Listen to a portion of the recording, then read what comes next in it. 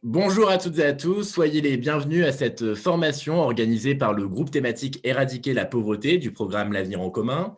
Ce soir, notre objectif est de démontrer deux choses. La première, c'est qu'il est possible de lutter efficacement contre la pauvreté avec de la volonté politique et des mesures radicales mises en place à tous les échelons de décision publique. Et la deuxième chose qu'on veut démontrer, c'est que la France insoumise propose un programme alternatif et efficace à la politique menée par Macron, le président des riches, qu'on pourrait, on va le voir ce soir, également surnommer le président anti-pauvre. Alors pour commencer, on pourrait se demander, la pauvreté, c'est quoi? De manière très officielle, une personne est considérée comme pauvre si ses revenus mensuels sont inférieurs à 60% du revenu médian. En 2020, cela concerne 9,3 millions de personnes dans le pays et on devrait atteindre les 10 millions dans les prochains mois selon le Secours catholique. Alors même si cette définition nous éclaire, elle est très imparfaite, car il nous faut, pour lutter contre la pauvreté efficacement, lutter contre toutes les formes de précarité, précarité financière certes, mais aussi énergétique, alimentaire, médicale, de logement, de loisirs, d'accès aux droits, etc.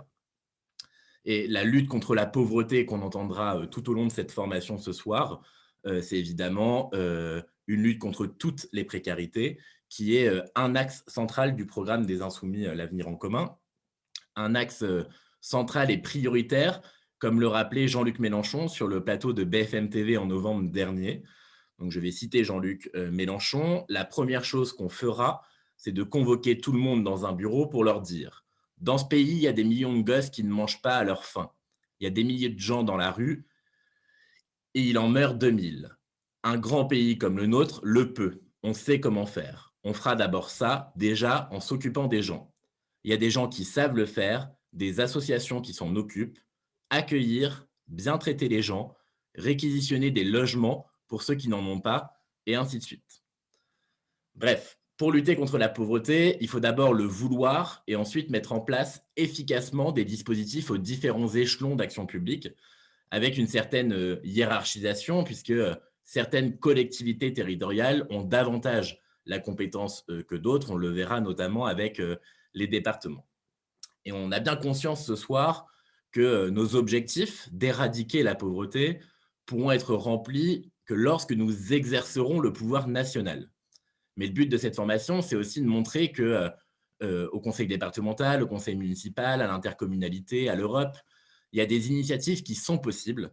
Et c'est la raison pour laquelle on a demandé à plusieurs intervenants de venir nous parler de ces différents échelons pour pouvoir démontrer ce qu'on annonce dans cette introduction.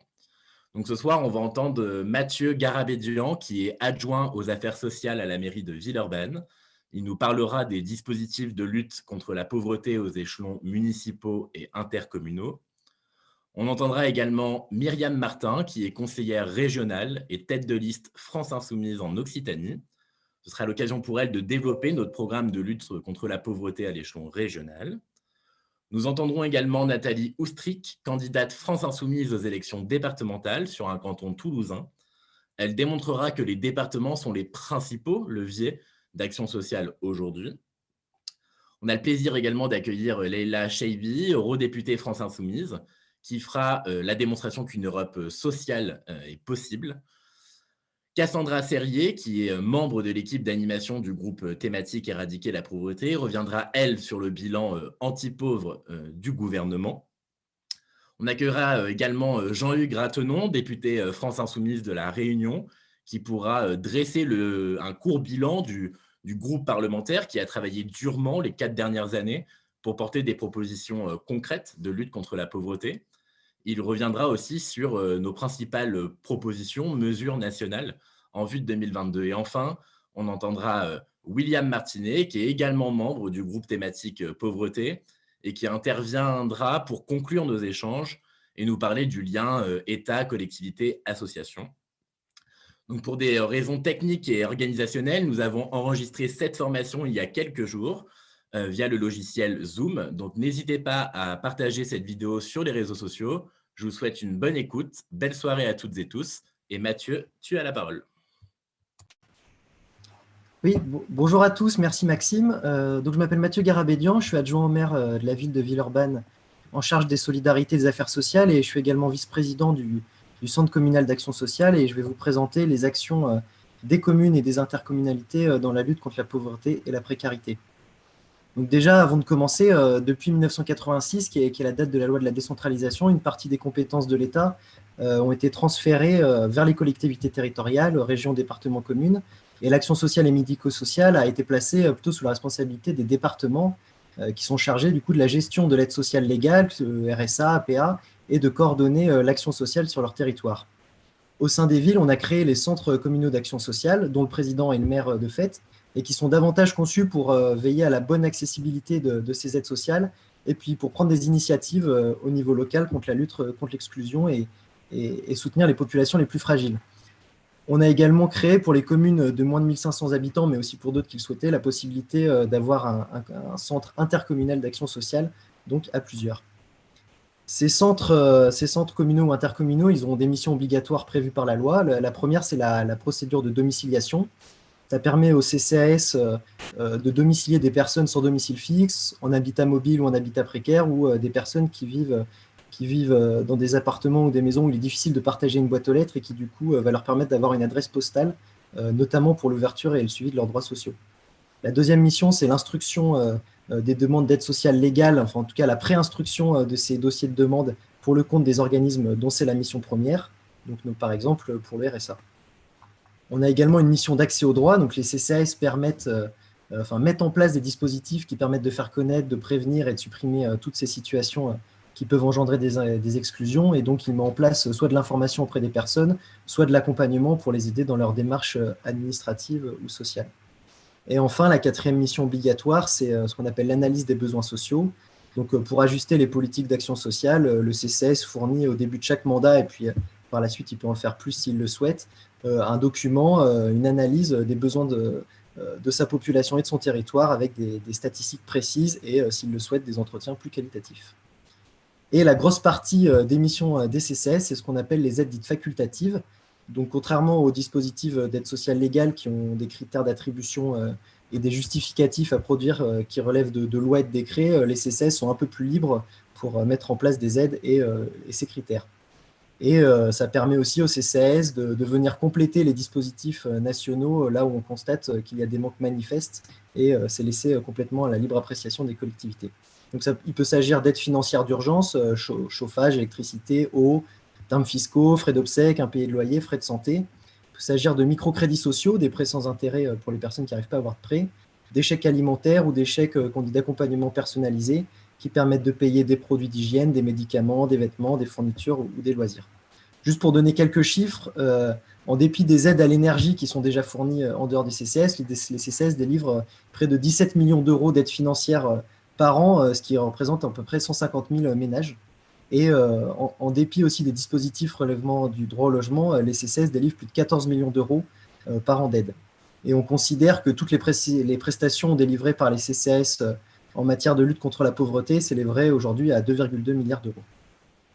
Ensuite, on a tout ce qui est actions sociales locales qui sont menées par la ville et qui sont vraiment menées selon les orientations des équipes municipales ou intercommunales. Donc, on peut avoir des actions autour de l'alimentation, des livraisons de colis alimentaires, l'ouverture d'épiceries sociales, de restaurants sociaux, des actions en direction des publics seniors, c'est le portage de repas à domicile, c'est la gestion des maisons de retraite, des maisons médicalisées, des actions en direction des familles, l'ouverture de crèches, de centres aérés, et des actions spécifiques aussi en direction des jeunes. On a notamment la gestion du fonds d'aide aux jeunes qui permet de financer des aides alimentaires ou pour les mobilités.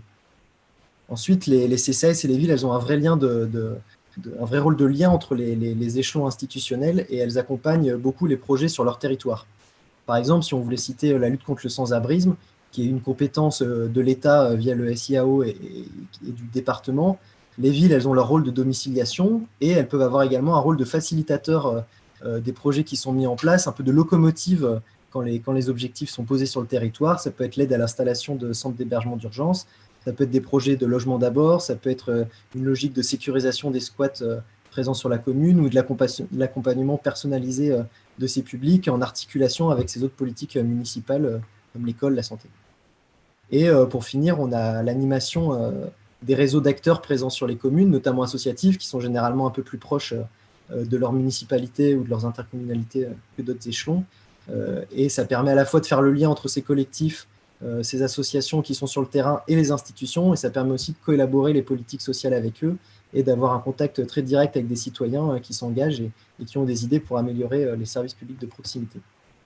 Ensuite, deux petits rajouts, on va dire, sur les politiques municipales, pas forcément portées par les CCS. On a les questions de l'emploi.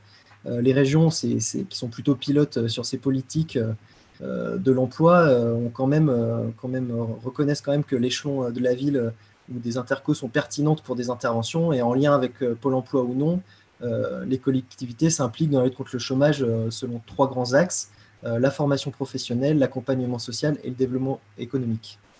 Donc pour ça, elles ont des structures ou des dispositifs qui leur permettent de les aider: les maisons de l'emploi, les missions locales, les plans locaux pour l'insertion et l'emploi, et les expérimentations, par exemple territoire zéro chômeur longue durée, qui arrivent à s'installer avec l'appui des villes ou avec des associations de villes.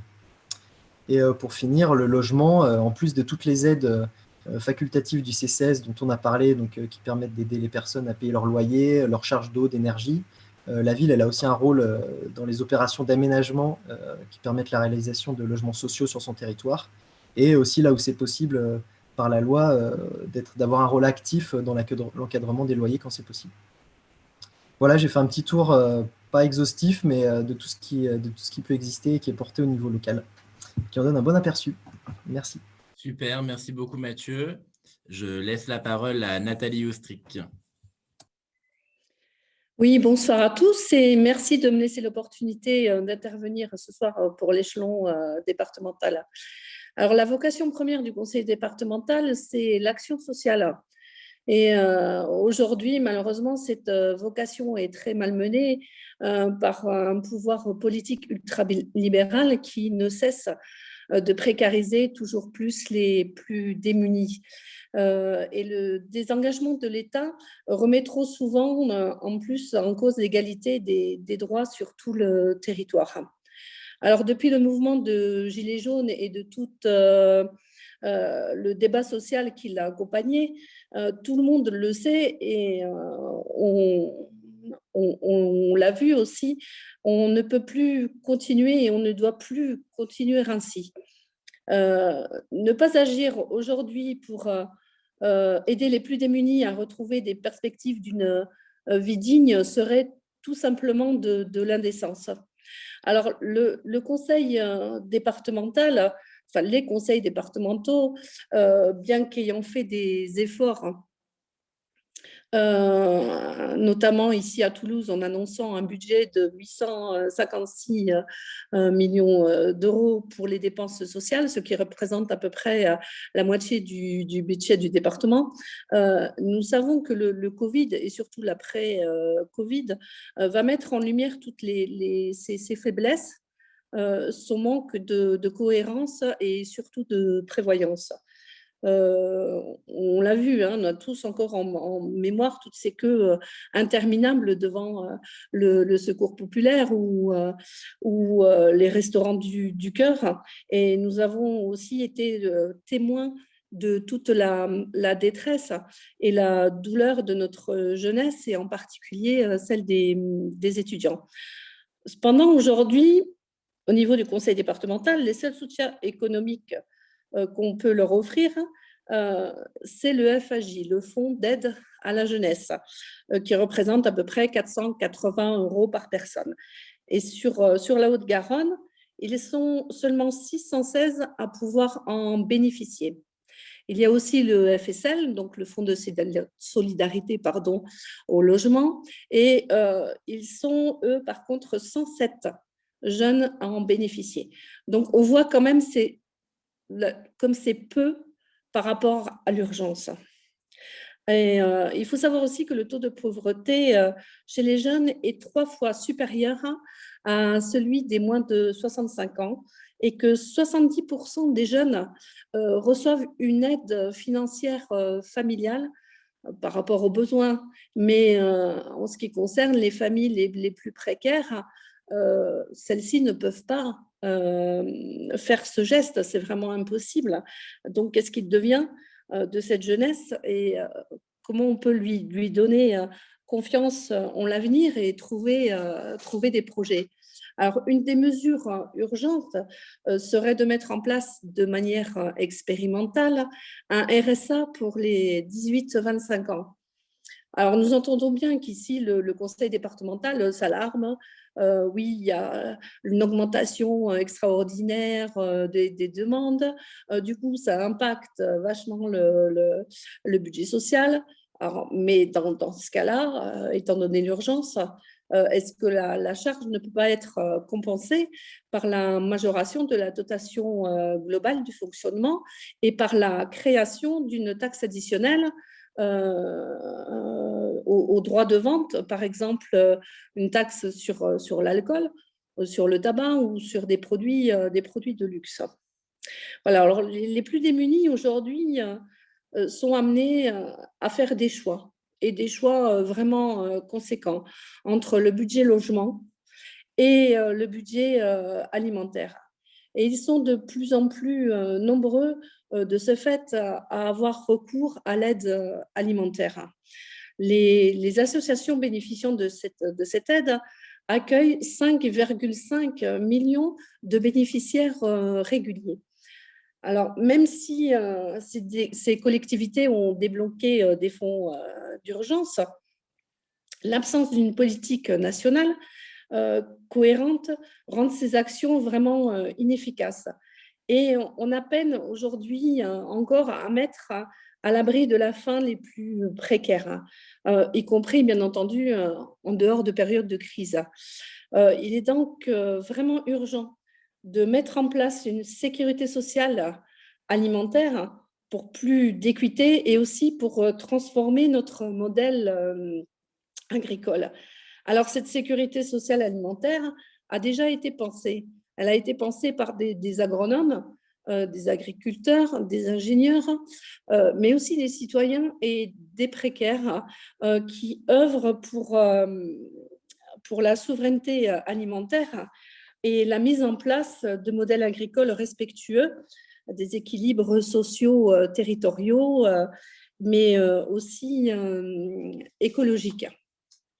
Alors, le conseil départemental a la possibilité de soutenir et d'aider cette initiative, ainsi que d'apporter une aide d'urgence alimentaire aux plus démunis, en attendant que cette sécurité soit intégrée dans le régime général de la sécurité sociale. Ensuite, lorsqu'on évoque la précarité, il est indispensable de penser au mal logement. Le Covid et surtout le confinement, là aussi on a pu le voir, ont eu des conséquences terribles sur certains locataires précaires et qui ont dû conjuguer cette crise avec la promiscuité et la grande promiscuité, même dans des appartements beaucoup trop petits, dans des appartements insalubres, vétustes, avec un grand manque de sécurité. Donc aujourd'hui, il est plus qu'urgent de faire en sorte qu'un logement, que le logement digne soit accessible à tous, mais surtout aux plus précaires et aux plus démunis. Alors, au dernier recensement, Toulouse comptait 5000 SDF et elle est devenue la deuxième ville de France dont le taux de mortalité des sans-abri était le plus important. Il faut savoir aussi que, toujours à Toulouse, sur 100 personnes qui appellent le 115, seulement 10 appels aboutissent et dans 95% des cas, ils restent malheureusement sans solution. 42 000 ménages au Garonnais sont en attente d'un logement social adapté, non seulement à leurs revenus, mais aussi à leurs besoins. Alors, prenons maintenant des mesures satisfaisantes afin de mettre tout le monde à l'abri, de façon surtout pérenne, pour éviter des séjours trop longs dans des hôtels ou dans des gymnases aussi, ça s'est vu sur Toulouse à plusieurs fois, et de faire en sorte qu'un toit surtout devienne un droit. Il faut donc pour cela lutter contre les expulsions sans relogement, mais aussi relancer la construction et la rénovation sociale entre les différentes communes financées en PLAI. Alors le PLAI, pour expliquer, ce sont des logements très sociaux réservés aux plus précaires. Et il faut aussi autoriser un financement. Il faut que le conseil départemental autorise des financements uniquement si les projets en matière de logements sociaux sont ambitieux et cohérents. Il est aussi nécessaire de mettre un terme aujourd'hui à la précarité énergétique. Beaucoup trop de logements sont encore aujourd'hui de vrais passoires énergétiques parce que très mal isolés. Les locataires précaires sont donc amenés à ne plus se chauffer ou là aussi à faire des choix. Est-ce que je paye mon loyer ou est-ce que je me chauffe? Je ne me chaufferai pas. Je préfère avoir un toit sur ma tête, donc je ne me chaufferai pas. Ou alors, qu'est-ce qu'on fait? On ferme toutes les aérations pour essayer d'économiser le plus de chaleur possible. Et tout cela, bien entendu, aux dépens de la sécurité et de la santé des locataires.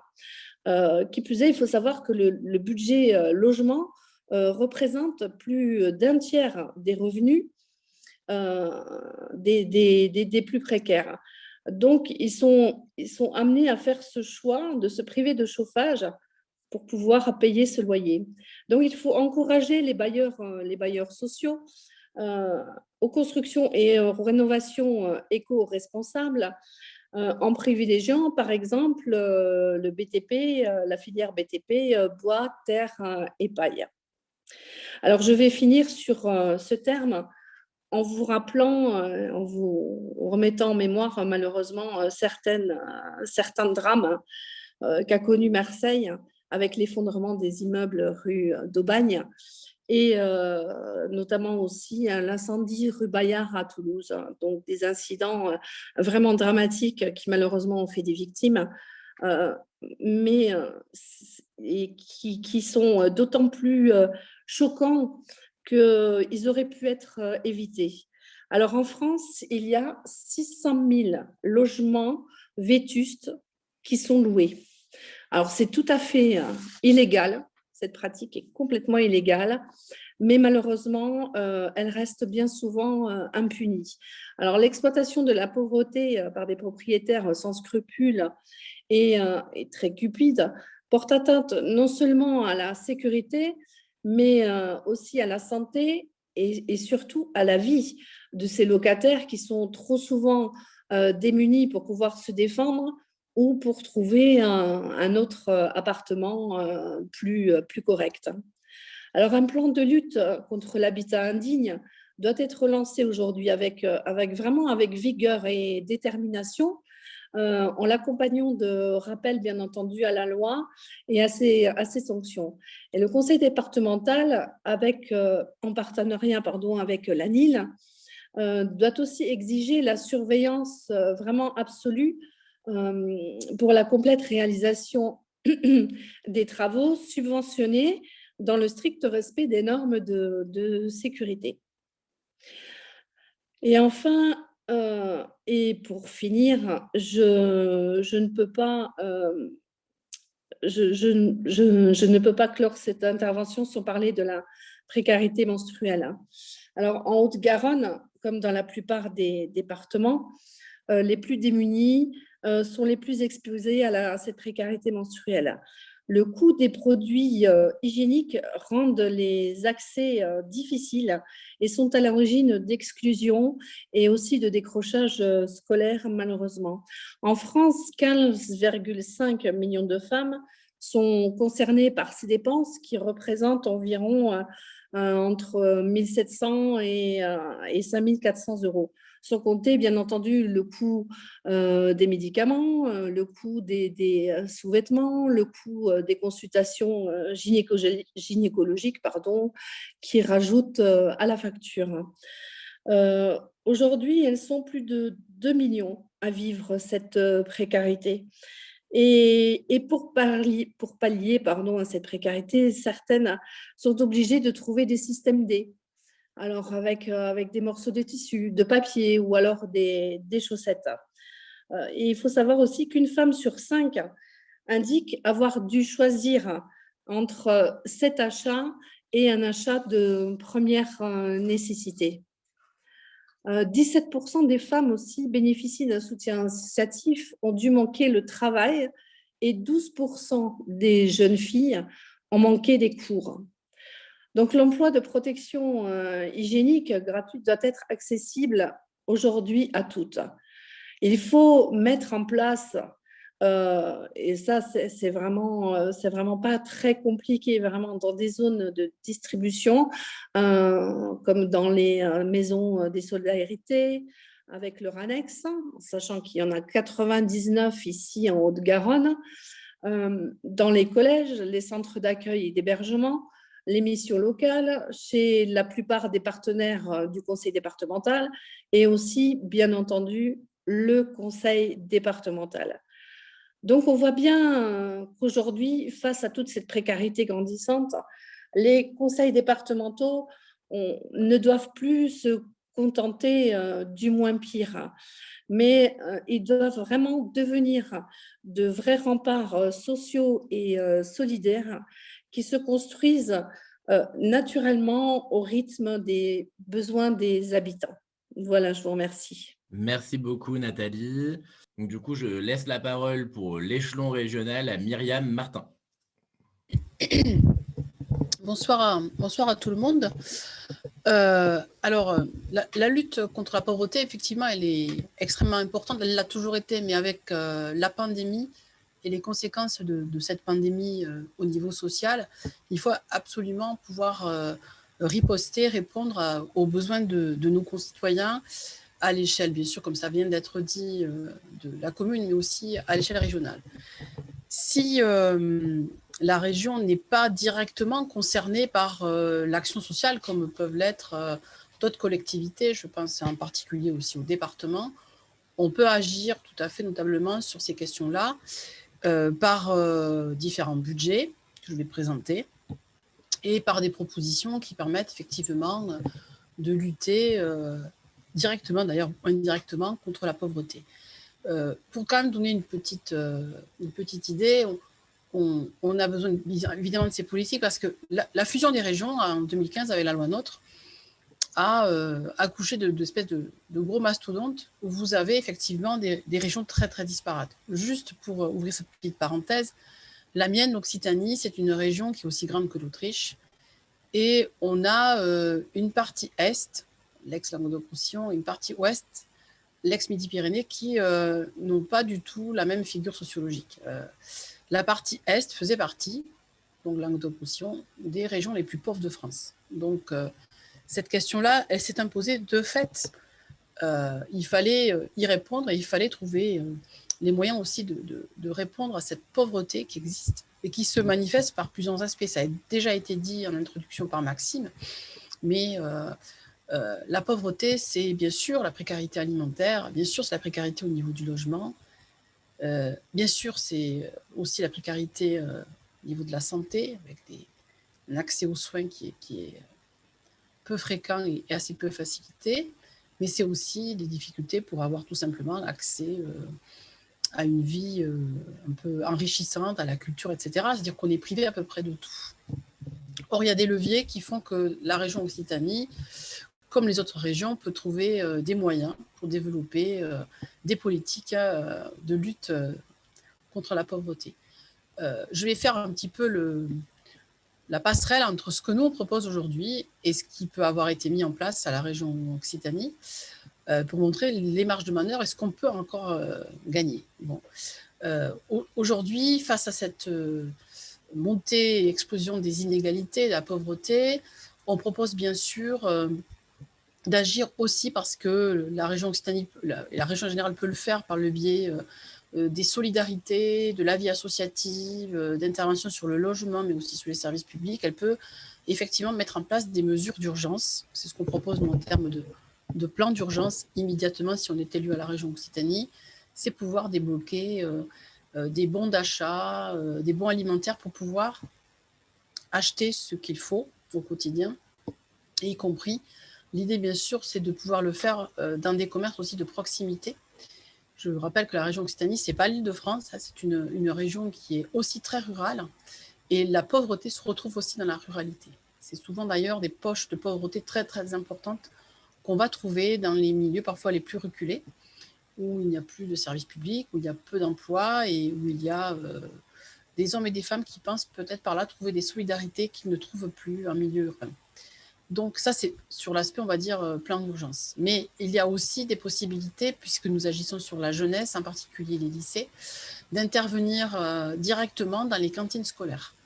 Par exemple, instaurer la gratuité, c'est notre programme. Nous allons instaurer la gratuité dans les cantines scolaires pour en particulier commencer avec les enfants qui touchent l'allocation de rentrée, ce qui permet de toucher plus que les boursiers, puisque aujourd'hui, c'est essentiellement les boursiers qui sont aidés de ce point de vue-là, et encore pas avec une gratuité qui est instaurée, officialisée, mais par les démarches que doivent faire les familles pour obtenir cette gratuité. Nous, on dit gratuité de tous ces enfants dont les parents touchent l'allocation de rentrée, mais aussi parce qu'on pense que bien manger, ça ne doit pas être payé davantage. On est pour des tarifications à la restauration scolaire qui soit la plus modeste possible. On a encore beaucoup d'écarts, et c'est le cas dans beaucoup de lycées en France. Donc, on ne doit pas dépasser de 2,50 €, 3 € le repas pour manger bien et pour manger bio. Parce qu'un des piliers aussi que nous voulons développer dans ce programme pour les régionales, c'est proposer une alimentation saine. Voilà. Et pour le coup, développer une alimentation saine, c'est aussi lutter contre une précarité alimentaire, parce que, on le sait souvent, le repas à la cantine le midi, c'est le seul repas équilibré que peuvent avoir les enfants, surtout dans des familles qui sont extrêmement démunies et qui ne mangent pas. C'est un comble dans notre pays aussi riche, mais qui ne mangent pas à leur faim ou qui ne mangent pas équilibré. Donc, développer aussi une agriculture bio pour alimenter l'ensemble des cantines scolaires de la région. Aujourd'hui, 40% de produits sont issus de l'agriculture biologique ou locale. Nous voulons aller au-delà de cela et permettre ainsi d'avoir une alimentation saine pour nos jeunes. Pour autant, on a un public qui est particulièrement touché par la précarité, ce public étudiant. Ce public étudiant peut bénéficier, entre guillemets, d'aides qui sont souvent issues de l'État et pas forcément de la région. Mais la région peut intervenir. Et nous, on propose également dans ce plan d'urgence de lutte contre la pauvreté, en conventionnant avec le Crous, de maintenir les repas à 1 € pour l'ensemble des étudiants, et leur permettre ainsi de bénéficier de repas corrects, convenables, à un prix très, très, très modeste. Pour autant, il faut aller aussi plus loin. On a parlé des associations. Hein, je pense que c'est important de dire aussi qu'un des leviers sur lequel peut appuyer la région, c'est celui du monde associatif. Les associations sont financées aussi par des subventions régionales. Nous voulons, en particulier, promouvoir et aider beaucoup plus. On a toujours proposé au moins de doubler le budget qui était alloué aux associations depuis 6 ans désormais, depuis que nous avons été élus, parce que ces associations, d'abord, font un travail remarquable du point de vue de l'aide apportée aux plus démunis, aux plus défavorisés, aux gens qui sont victimes aujourd'hui des inégalités, tout simplement, des inégalités sociales et toutes les inégalités. Donc, il faut aider davantage ces associations pour qu'elles puissent en fait, oui, effectuer ce travail qui est nécessaire. Ceci dit, ça doit interroger aussi sur la question des lacunes, de la faillite ou des faillances du service public, parce qu'effectivement, on sait qu'un certain nombre d'associations font un travail qui est assez remarquable et qui devrait aujourd'hui être opéré en fait par les services publics. Hein. C'est un vrai sujet qu'on doit aborder. Mais pour autant, pour le moment, dans le cadre d'un plan d'urgence, il faut aider ces associations, et notamment dans l'emploi associatif, pour que ces associations puissent développer leur politique sur l'ensemble du territoire régional. Elles le font forcément parfois avec de grandes difficultés, puisque vous savez que ce n'est pas forcément la priorité des orientations politiques. Nous, en tout cas, ça le sera, parce qu'on a pu constater que le travail en direction des étudiants, des jeunes, de l'aide apportée par beaucoup d'associations sur la région Occitanie ont été très, très efficaces, puis de toute façon aujourd'hui nécessaires. Après, bien sûr, on peut dire qu'il y a, on va dire, des politiques qui peuvent être menées toujours en direction des jeunes qui doivent être pérennisées. Voilà. Parce que la précarité étudiante, par exemple, est une précarité qui ne date pas de la crise pandémique. C'est une précarité qui est ancienne, qui est liée au fait qu'aujourd'hui, les aides pour que les jeunes puissent étudier dans de bonnes conditions n'y sont pas. Et il faut donc continuer à l'échelon régional, même si bien sûr on a des propositions autres à l'échelon national, on doit continuer à aider nos jeunes, notamment les étudiants. Nous, ce qu'on propose pour ces jeunes, alors on considère qu'on doit avoir une politique envers les jeunes de 16 à 25 ans, parce que ça comprend les lycéens dont la région a la charge, puisque c'est la compétence lycée qui aussi est une des compétences majeures. Avec plusieurs propositions. Des espaces de gratuité, je l'ai dit, sur la cantine, mais aussi pour les transports. On propose de la gratuité pour l'ensemble des transports terre et bus pour tous nos jeunes, qu'ils puissent se déplacer en région. La mobilité, c'est super important pour les jeunes en particulier, mais de toute façon, se former, se déplacer, chercher un job, aller au lycée, ça doit être gratuit. Par définition, les jeunes n'ayant pas de toute façon de revenus propres, lorsqu'ils sont tout simplement étudiants ou en formation. Gratuité donc, également pour les plus démunis, c'est-à-dire qu'on considère qu'un chômeur, un précaire, quelqu'un qui aujourd'hui travaille à temps partiel, je pense en particulier aux femmes pour le coup, parce qu'elles sont majoritairement à temps partiel, et ce temps partiel la plupart du temps est imposé, doit pouvoir se déplacer dans la région qui est vaste, quand on veut chercher un travail, quand on se rend aussi à son travail ou à sa formation, donc bénéficier de la gratuité également de ces transports, terre et bus de la région. Deuxième espace de gratuité. Et troisième possibilité pour notamment les jeunes également, on propose un pass santé qui permet d'avoir accès à la médecine en conventionnant avec des médecins pour avoir des visites médicales gratuites, alors médecins généralistes, mais aussi spécialistes, hein, parce qu'on a besoin de spécialistes aussi quand on est jeune. Je pense en particulier à la gynécologie, mais aussi aux ophtalmos. Hein. La question de la vue est primordiale aujourd'hui, notamment avec la multiplication des écrans. Et également, bien sûr, distribution aux étudiants et aux jeunes lycéens. Et au-delà, on peut le faire également dans les centres d'apprentissage de protection pour les jeunes femmes, de protection donc pour lutter contre la précarité menstruelle. Voilà un petit peu, on a brossé un petit peu à la va-vite là, mais l'ensemble des propositions. Je dirais quelque chose de plus sur la formation pro, parce que c'est très important à la région. Et la formation professionnelle aussi, quelque part, c'est aussi un moyen de lutter contre la précarité, donc la misère, puisque la formation professionnelle est une compétence régionale majeure et nous souhaitons la développer en direction des jeunes, mais vers des formations diplômantes et qualifiantes, et pas comme c'est aujourd'hui, c'est-à-dire des formations où finalement on répond juste aux besoins des entreprises et pas aux besoins de ceux et celles qui veulent être formés. Voilà. Merci beaucoup pour ton intervention. Je laisse la parole à Leïla Chaibi.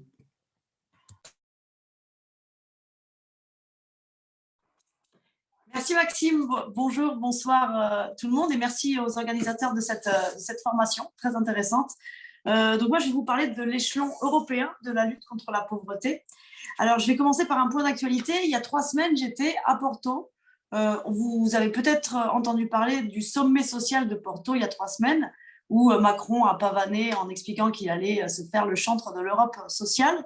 Et c'était annoncé, ce sommet de Porto, qui était donc autour du 8 mai, c'était annoncé comme quelque chose qui allait marquer un tournant dans l'action politique de l'Union européenne, où il y avait une prise de conscience que, comme tu le disais, Myriam, les conséquences sociales, économiques de la pandémie de Covid-19 ont suscité une prise de conscience générale du fait qu'il fallait désormais qu'il y ait un tournant social dans l'action de l'Union européenne.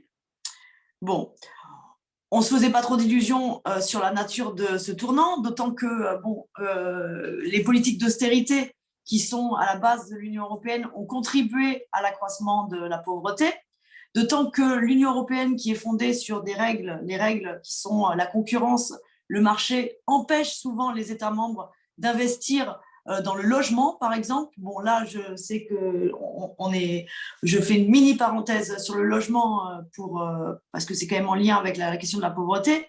Mais il faut savoir que quand les États membres de l'Union européenne investissent dans le logement abordable en se disant « tiens, il y a une part de plus en plus importante de la population qui est victime de la crise du logement, à qui on doit proposer un logement en tant que bouclier social », eh bien, ces États membres peuvent être sanctionnés, comme ça a été le cas pour les Pays-Bas il y a quelques années, par la Commission européenne, qui va juger que c'est contraire aux règles de l'Union européenne d'investir dans le logement public, social, parce que ça fait de la concurrence déloyale au parc privé, au marché privé. Bon. Alors, malgré tout ça, donc on attendait beaucoup du sommet de Porto, et on a eu encore des belles déclarations d'intention. Depuis les années 70, en fait, à côté de la mise en place de ces politiques d'austérité, l'Union européenne a toujours proposé des grands programmes de lutte contre la pauvreté. Depuis les années 2010, on a eu comme ça l'apparition d'objectifs chiffrés, avec notamment le programme Europe 2020 qui a été proposé au début des années 2010 et qui visait à ce qu'en 2020, il y ait une réduction de 20 millions du nombre de pauvres en Europe. Le problème, c'est que, notamment lié au fait que aux compétences de l'Union européenne, on est souvent sur des bonnes paroles, des déclarations d'intention, mais les objectifs sont rarement atteints. Généralement, de ce point de vue-là, l'Union européenne n'a pas de proposition contraignante et va se contenter d'avoir des recommandations, souvent en matière sociale, des recommandations aux États membres, mais avec rien de contraignant. Souvent, là où il y a possibilité de jouer un rôle, par contre, c'est en attribuant des fonds, notamment au Fonds social, au Fonds européen de solidarité, au Fonds social européen. J'y reviendrai tout à l'heure si j'ai le temps pour en dire deux mots. Mais globalement, ça manque d'ambition, alors même que quand on regarde donc, les chiffres de la pauvreté au sein de l'Union européenne, on a 72 millions d'Européens qui vivent sous le seuil de la pauvreté, 92 millions, soit 21% de la population de l'Union européenne qui est menacée de pauvreté, donc en plus des personnes qui vivent sous le seuil de pauvreté. Ça, on était sur les chiffres de 2019, on n'a pas encore les chiffres post-Covid, mais vous imaginez que ça peut être largement au-dessus de ça. Maintenant, je vais revenir sur des exemples concrets de ce qui peut être fait, de ce qui est fait à partir des compétences de l'Union européenne. D'abord, je le disais, un outil qui est important, c'est notamment les fonds. Et il y a quelque chose, pour le coup, qui était menacé juste avant le Covid et qui finalement a été pérennisé, et on touche du bois et on est beaucoup à se battre pour qu'il le soit, c'est le Fonds européen d'aide aux plus démunis. Pour le coup, ce fonds, la France est le premier pays bénéficiaire. C'est un fonds qui n'est pas en argent, en chèque, mais c'est des fonds qui sont directement sous forme de paniers alimentaires et qui sont destinés aux associations. Et moi, j'avais rencontré les Restos du Cœur en France juste avant le Covid. Ils étaient vraiment… ils se sentaient menacés et leur existence était en sursis parce que le Fonds européen d'aide aux plus démunis allait être supprimé et c'était de là que venait l'essentiel de leur panier alimentaire. Donc ça, c'est une chose, pour le coup, qui mérite d'être pérennisée. Une deuxième chose, c'est le socle européen des droits sociaux. Alors, quand on parle de social, vous avez certainement entendu parler donc, du socle européen des droits sociaux. C'était en 2017, au sommet social de Göteborg, donc celui qui précédait le dernier sommet social, celui qui a eu lieu là, il y a 3 semaines, celui de Porto. Les États membres et les institutions de l'Union européenne ont décidé de se mettre d'accord sur 20 principes dans le but d'agir d'un point de vue social au niveau de l'Union européenne. Alors, c'est 20 principes qu'on ne peut pas contester du tout, sur l'égalité salariale, sur la lutte contre la pauvreté, la lutte contre la crise du logement. Le problème, c'est que jusqu'au mois de mars dernier, c'était juste des principes. Et on attendait d'ailleurs du sommet de Porto qui transforme ces principes en actes avec notamment un calendrier et des objectifs chiffrés. Quand on regarde ce qu'a présenté la Commission donc au mois de mars pour mettre en œuvre, soi-disant, le socle européen des droits sociaux, lui donner un caractère concret et ce qui a été donc validé au moment du sommet de Porto, on est loin d'être à la hauteur des enjeux. La Commission européenne, pour vous donner juste ce chiffre, je n'aurai pas le temps de développer sur les autres objectifs, mais dit on va réduire de 15 millions le nombre de personnes en situation de pauvreté. Je vous disais tout à l'heure, avant le Covid, on était à 92 millions. Donc ça veut dire que quand l'Union européenne dit on va réduire de 15 millions pour 2030, le nombre de personnes en situation de pauvreté, on se fixe comme objectif d'avoir 76 millions de pauvres en 2030. C'est largement en deçà des enjeux. Au niveau des initiatives qu'on peut prendre au Parlement européen, elles sont diverses. Dans le jeu des institutions, vous savez qu'au sein de l'Union européenne, on a la Commission européenne avec composé des commissaires qui sont nommés par les États. On a le Conseil où il y a les représentants des États et on a le Parlement européen, donc nous, où on est élus démocratiquement. Généralement, le Parlement européen, même si le centre de gravité est très à droite, est plus ambitieux d'un point de vue social que vont l'être le Conseil et la Commission.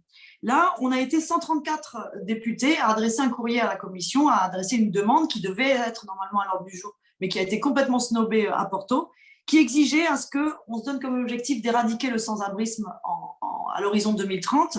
Évidemment, cet objectif devait être accompagné de mesures claires. Hein. Il s'agissait de remettre en question les politiques qui mènent au sans-abrisme et qui font que les gens se retrouvent à la rue et n'ont pas de logement. Ce courrier avait été signé par un ensemble d'ONG, un ensemble de maires. On s'attendait au moins à ce que le sujet soit abordé. Ça n'a pas été le cas. Autre chose, un autre exemple dont je voulais vous parler qui montre la duplicité d'Emmanuel Macron, qui, quand il va au sommet de Porto, se fait le chantre de l'Europe sociale pour ensuite saccager les droits sociaux ici en France et même mener un double discours au niveau de l'Europe, en fait. La garantie pour l'enfance, c'est un chantier législatif qui nous occupe en ce moment en commission emploi et affaires sociales. La garantie pour l'enfance, qu'est-ce que c'est ce chantier? Donc, ça a été publié en mars dernier par la commission. C'est une stratégie pour faire en sorte que les enfants ne soient pas pauvres. Qu'est-ce que ça dit concrètement? Il y a 3 choses dans cette garantie pour l'enfance. Il y aurait le fait que chaque enfant ait droit à un repas sain et gratuit une fois par jour. Un repas sain une fois par jour à l'école. Un accès gratuit et effectif à l'enseignement et un accès aux soins de santé. Eh bien, figurez-vous que cette garantie pour l'enfance, on en est au stade où c'est actuellement discuté entre les représentants des États, donc au niveau du Conseil. Eh bien, figurez-vous que c'est le gouvernement français, donc les représentants de la France, donc de Macron, les personnes qui sont mandatées par Macron, qui sont en train de bloquer la mention de la gratuité pour la remplacer par l'abordabilité. C'est non plus un repas gratuit sain par jour à l'école, mais ce serait un repas abordable. L'accès non pas gratuit à l'enseignement et aux soins de santé, mais à des tarifs abordables. Donc on voit que quand Macron va se pavaner et se faire le chantre de l'Europe sociale, en ce moment, c'est lui qui bloque les possibles avancées sociales. Il me reste peut-être 1 ou 2 minutes. Je voulais vous mentionner 2 chantiers qui ne sont pas directement liés à la grande pauvreté, mais qui contribueront à lutter contre la pauvreté et qui nous occupent beaucoup avec la délégation de la France Insoumise au Parlement européen. C'est la question de l'encadrement des droits des travailleurs des plateformes qu'on a vu au front pendant tout le confinement, pendant qu'on était tous confinés sous couvre-feu. Ils nous livraient des repas à domicile sans aucun droit, avec des statuts d'indépendants et dans des situations de très, très, très précaires. On est dans un bras de fer actuellement entre les plateformes Uber qui voudraient légaliser une situation de précarité, alors que nous, on voudrait les forcer à respecter la loi et à assumer leurs responsabilités d'employeurs et à donner à ces travailleurs les mêmes droits que tous et toutes. Un autre chantier, ce sera mon dernier mot, c'est la question du salaire minimum européen. Là encore, attention, parce que ça fait partie des sujets sur lesquels Macron veut se positionner début 2022. Comme vous le savez, on a une élection présidentielle en France début 2022. Macron est candidat et il se trouve que Macron va aussi avoir la présidence de l'Union européenne.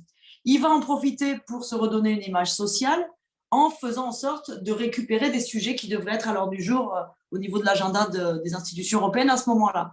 Un des sujets, c'est notamment le salaire minimum européen. Je vous invite à ne pas tomber dans le piège que Macron revendique un salaire minimum européen à 60% du salaire médian.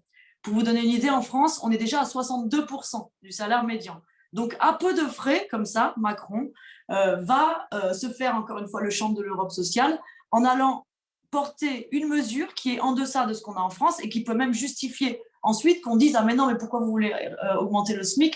Parce que l'UE nous demande d'être à 60% et nous, on est déjà à 62%. Donc nous, à la France Insoumise, on propose un salaire minimum européen qui soit équivalent à 75% du salaire médian dans chacun des États membres, qui donne également accès à un panier de biens et de services qui permettent de vivre décemment, parce que le critère du salaire médian, du seuil de décence, n'est pas forcément le seul critère qui doit être pris en compte. Mais en tout cas, voilà, il y a plus d'urgence que jamais, en tout cas, à mettre en place ces mesures. Nous, on bataille au sein des commissions dans lesquelles auxquelles on participe, moi en commission emploi affaires sociales, pour faire en sorte, malgré le cadre contraint de l'Union européenne, d'avancer au maximum, de faire avancer les choses dans le bon sens et de gagner, de gratter ce qu'il y a à gratter pour faire en sorte de limiter la pauvreté en Europe. Voilà, merci. Merci beaucoup pour ton intervention. Je laisse la parole à Cassandra qui va nous dire en quoi Macron, en plus d'être le président des riches, est aussi le président anti-pauvre. Merci beaucoup Maxime. Du coup, je suis Cassandra, je suis rapporteure du livret pauvreté. Comme vous l'avez vu dans cette première partie, on a essayé de montrer qu'il était possible, avec de la volonté politique, bien d'agir à tous les échelons pour combattre la pauvreté. Et donc, dans cette deuxième partie, on va aborder l'éradication de la pauvreté dans une république à laquelle nous aspirons, c'est-à-dire une république sociale, écologiste et insoumise. Mais avant qu'on aborde les pistes de réflexion et les propositions, eh bien, il faut déjà tirer un bilan, le bilan de ces 4 dernières années, et il n'est pas très reluisant. Je commencerai par dire que le 29 juin 2017, Emmanuel Macron a dit une phrase que je suis sûre ici tout le monde se souvient et qui a marqué beaucoup de gens. Il a dit: dans une gare, on croise des gens qui réussissent et des gens qui ne sont rien. Et en fait, si je vous dis cette phrase, c'est parce que non seulement elle n'est pas passée inaperçue, mais en plus elle en dit extrêmement long sur la vision que ce président a sur le fonctionnement de la société. Alors, 4 ans de macronisme plus tard, qu'est-ce qu'il en est? C'est sans surprise qu'on découvre un amour inconditionnel et quasiment paternaliste pour les milliardaires de ce pays, et puis une indifférence profondément indignante pour les personnes pauvres. Alors, je m'appuie sur quoi pour dire ce genre de choses? La liste est très longue. On a par exemple la suppression de l'impôt sur la fortune. On a eu la réforme des retraites qui revient sur le tapis, la réforme de l'assurance chômage, la baisse des APL ou encore le détricotage de nos services publics. Et enfin, une pandémie mondiale qui semble même pas freiner en fait ces coupes drastiques dans les besoins essentiels de la population. Et du coup, on va faire un petit retour sur cette politique anti-pauvre que mène le président de la République. Alors, ça a commencé directement dès le début de son mandat sur les chapeaux de roue avec l'annonce de la baisse des APL de 5 €. Il faut savoir que les APL, donc aide personnalisée au logement, c'est de l'argent. Ces gens en ont besoin pour leur logement, tout simplement parce qu'il y a l'explosion des loyers, il y a la hausse du coût de la vie, mais les salaires restent bas. Et donc, du coup, c'est de l'argent qui est essentiel. Et cette mesure, elle a déclenché une polémique pour 2 raisons. La première, c'est dû à la situation économique très fragile de beaucoup de personnes. Je vais prendre le cas d'un étudiant. Un étudiant qui a les bourses et les APL, une fois qu'il a payé son loyer et ses factures, certains d'entre eux vivent avec 80 € par mois pour faire tout le mois, pour leurs courses, leurs déplacements, etc. Et donc, du coup, oui, 5 €, c'est une somme importante. Et la deuxième raison qui, je pense, a fait que cette baisse a été polémique, c'est le comportement des macronistes autour de cette baisse. Je citerai Claire Aupetit, qui est députée, qui a dit: si à 18 ans, vous commencez à pleurer pour 5 €, qu'est-ce que vous allez faire de votre vie? En fait, là aussi, c'est une petite phrase qui démontre un mépris et une absence de lien avec la réalité du terrain. Alors du coup, les mesures macronistes se sont enchaînées et puis se sont quand même prises brutalement la vague des Gilets jaunes en 2018. C'est quand même un coup de frein qui a mis en lumière une population qui est à bout, mais qui est capable aussi de dire stop. Et le mandat de Macron a été profondément marqué par la crise des Gilets jaunes, des citoyennes et des citoyens en fait, qui ont tenu la rue pendant des mois pour dénoncer en fait des situations dramatiques qui sont largement ressenties par beaucoup de gens, le fait de ne pas pouvoir vivre dignement, décemment et de devoir survivre au quotidien, à s'inquiéter à chaque instant de quoi va être fait le lendemain en fait. Donc c'est une expression qui a été démocratique et d'envergure et qui n'a pas été comprise par un gouvernement qui a répondu par la force et par la répression. Et ce mouvement citoyen, et ça nous a tous beaucoup inspirés ici, j'en suis sûre, il a fait le tour des journaux à travers le monde. Et cette vague jaune qui a déferlé, c'était des gens qui étaient arrivés à bout et qui aspiraient à autre chose que de travailler toute leur vie pour des salaires de misère. C'est le signal d'une population qui était prête pour un changement de règles du jeu économique et qui allait dans notre sens, qui est de dire qu'il faut une redistribution des richesses et une véritable justice sociale. Alors, il y a eu la pandémie de Covid-19 qui a aussi marqué ce mandat. Et alors qu'on était en pleine crise économique qui n'a fait que détruire des emplois, augmenter le nombre de chômeurs et qu'on atteint aujourd'hui quasiment 10 millions de pauvres, le gouvernement ressort la réforme des retraites et la réforme de l'assurance chômage en pleine crise. Donc, pour indiquer rapidement ce que c'est, la réforme de l'assurance chômage, c'est des dispositifs pour diminuer les allocations et les rendre plus difficilement accessibles. Par exemple, avant, pour avoir accès au droit au chômage, il fallait travailler 4 mois, on passe à 6. Le projet proposé par les macronistes, ça s'attaque frontalement à ces indemnités. Et ce qu'il faut dire aussi, c'est que c'est un moyen de stigmatiser les chômeurs, c'est une chasse aux chômeurs, puisque ça se joue dans le cadre de la bataille culturelle. L'idée de dire, c'est que les gens qui ont le RSA, les APL, l'assurance chômage, ce sont des bons à rien qui profitent de l'argent public, et de faire en sorte que la population pense comme le gouvernement ce genre de choses et qu'on se montre les uns contre les autres. Et puis, on a eu aussi l'exemple de la réforme des retraites. Alors, j'ai une image toute simple pour expliquer la réforme des retraites. Le gouvernement fixe la part des richesses allouées aux retraites à 14% du PIB. Le nombre de retraités augmente, mais le gâteau, lui, ne bouge pas. Il y a aussi la valeur du point qui sera à géométrie variable en fonction de la conjoncture économique. Traduisez, vos retraites seront à géométrie variable. C'est donc une épée de Damoclès énorme qui est au-dessus de la tête de toutes celles et ceux qui n'ont pas un revenu de pension très élevé. Bon, alors voilà, cette pandémie, elle a aggravé une situation qui était déjà existante, déjà préoccupante, et elle nécessitait des mesures fortes. On sait maintenant, on a des chiffres et du recul. Selon, par exemple, le dernier rapport de la Fondation Abbé Pierre, c'est plus 45% de personnes qui ont demandé de l'aide au secours populaire, 800 000 à 900 000 nouveaux chômeurs, ou encore la fameuse barre symbolique des 10 millions de pauvres dans ce pays. Et en fait, ce qu'on voit, si on devait conclure ce fameux bilan de Macron, c'est des dividendes toujours plus élevés, des actionnaires toujours plus riches, face à une population éreintée par la crise et qui subit en plus une violente charge antisociale de la part du gouvernement. La Macronie, en fait, fait vivre le culte du milliardaire, chouchoute les aisés, les ultra-riches, et puis écrase les précaires, et c'est ce qui se passe depuis maintenant 4 ans. Le mandat de Macron, il a été mouvementé par 2 événements distincts, qui en fait ont un point commun, parce que c'est la remise en question du système économique défendu par Macron. Les Gilets jaunes, ils ont réclamé une rupture et un changement de situation, le fait de ne plus vivre au jour le jour et de plus donner chaque seconde de son temps à un travail pour gagner peu et profiter de rien. Et ensuite, la pandémie aussi a été porteuse d'un message, d'abord qui est écologique, qui a été de remettre en question nos modes de fonctionnement, mais aussi un message social, et les deux sont bien sûr interconnectés. C'est cet arrêt brutal de l'économie, elle a plongé des milliers de gens dans la misère, pendant que les corona-profiteurs se sont remplis les poches, les multinationales, les grands patrons. Ça, il y a eu énormément de gens qui ont fait du profit, je pense à Amazon ou à encore d'autres grosses entreprises. Donc, on voit un deux poids, deux mesures qui est énorme et qui s'aggrave de plus en plus. C'est un sentiment d'injustice qui commence à être largement partagé. Et malgré ça, Macron et le gouvernement, ils ont gardé leur cap. Ils n'ont rien changé, voire aggravé ce qu'ils faisaient déjà. Ce qu'on apprend de ce mandat finalement pour conclure, c'est qu'ils sont incapables de sortir de cette vision étriquée de l'ultra-compétitivité et incapables de remettre en question ce modèle qui, on le voit tous, fonce dans le mur. Et en fait, ce qui ressort, c'est que rien n'arrête cette course folle vers le profit. Alors bon, tout cela est un tableau très sombre que j'ai dépeint, mais maintenant, on va pouvoir parler de choses un petit peu plus positives. Super, merci beaucoup, beaucoup. Je laisse la parole à Jean-Hugues Ratenon. Oui, bonsoir à tous et merci pour ces échanges. Et c'est vrai que la pauvreté gangrène notre société et malheureusement, on ne voit pas le soleil arriver avec la politique d'Emmanuel Macron, politique qu'il mène depuis 2017. Et comme l'a très justement dit Jean-Luc Mélenchon lors d'une intervention, la pauvreté disloque le pays. Et nous voyons tous les jours des hommes et des femmes sombrer dans la pauvreté.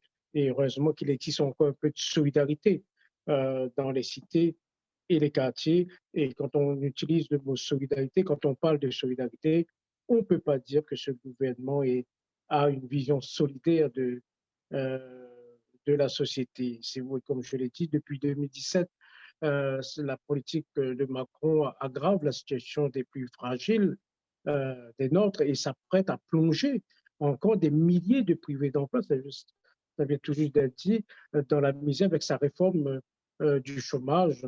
En vérité, et je répète, parce que c'est extrêmement important de voir les choses se dessiner devant nous, c'est une véritable chasse aux demandeurs d'emploi, aux plus pauvres de la société. Et ça, il faut continuer à dire non. Et heureusement qu'on est là pour dire non. Pas seulement nous, mais ceux qui disent non à cette politique d'aggravation de la pauvreté doivent être encouragés dans leur démarche. La France insoumise à l'Assemblée nationale n'a eu de cesse de faire entendre la voix des plus fragiles et de porter des solutions concrètes au sein de l'hémicycle en vain. Malheureusement, chaque fois, nos amendements, quand ils ne sont pas jugés irrecevables, jetés à la poubelle, car prétendus hors sujet ou je ne sais, autre, euh, autre raison pour, rendre nos amendements irrecevables, eh bien, ils sont systématiquement rejetés par les députés de la majorité En Marche, puisque, il faut le répéter, ces parlementaires, ces députés En Marche fonctionnent comme des automates aux ordres de la Macronie. Ce sont des parlementaires, pour la grande majorité, qui ne réfléchissent pas et qui fonctionnent comme des robots au service des riches au détriment des plus faibles de notre société. Un an après l'arrivée au pouvoir d'Emmanuel Macron, les plus précaires, les sans-dons, ceux qui ne sont rien, comme il a très bien dit, ce président de la République, se sont rappelés au bon souvenir des premiers de cordée. Le mouvement des Gilets jaunes a élaboré des demandes claires précédentes de manière horizontale, soulevant les vrais problèmes et analysant leur cause. Et ces demandes trouvaient tout écho dans le programme de l'avenir en commun, programme réalisé dans des ateliers en concertation avec les acteurs de la vie sociale. La justice sociale est le combat des Gilets jaunes. C'est notre combat, c'est le combat des classes populaires.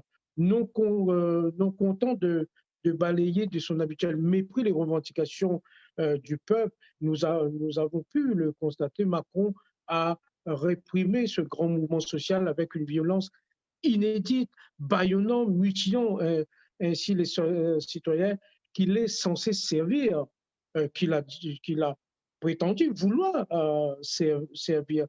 Cependant, la France insoumise a tenté de faire passer les messages de la rue à l'hémicycle à chaque fois où cela était possible. Nous n'avons pas été timides dans les actions, dans nos actions menées au sein de l'hémicycle. Et quel que soit le député, ça a été véritablement, on a agi en maître au service des plus pauvres, des plus fragiles de notre société. Pas de justice sociale sans justice fiscale. Notre amendement issu de l'avenir en commun proposant de passer de 5 à 14 tranches pour rendre l'impôt sur le revenu plus progressif et le faire reposer sur les plus riches plutôt que sur les classes dites moyennes a été systématiquement rejeté. La justice fiscale passe aussi par la taxation des entreprises que les plus gros, McDo, Google, Amazon, Carrefour, etc., payent gros et que les petits, nos petits artisans, nos petits travailleurs, nos TPE, nos PME payent petits. Notre amendement qui proposait de rendre l'impôt sur les sociétés progressif suivant le niveau de bénéfices réalisés a été là aussi rejeté par la Macronie, puisque nous savons tous, et on n'arrête pas de le répéter, la Macronie, ce sont les serviteurs des riches et ce sont ceux qui cassent les plus pauvres d'entre nous. La fraude fiscale en France nous coûte un pognon de dingue, plus de 80 milliards annuels. En octobre 2018, la France insoumise a déposé un amendement visant à taxer les bénéfices des entreprises là où ils sont réalisés pour empêcher les multinationales, et je répète comme McDo, Google, Amazon et compagnie, de déclarer leurs bénéfices dans les paradis fiscaux, là aussi rejetés. Nous, on est là pour toujours chercher des solutions pour pouvoir mener une politique de redistribution des richesses et de fraternité, mener une politique de fraternité au sein de la société française, malheureusement en vain avec ce gouvernement. En 2018, en France, 9,3 millions de personnes vivaient en dessous du seuil de pauvreté. En 2021, on estime que ce sont désormais près de 12 millions de citoyens, si ce n'est plus, soit près de 18,46%, près de 19% de la population française qui peine à survivre chaque mois. Et je ne vous dis pas la situation dans les Outre-mer.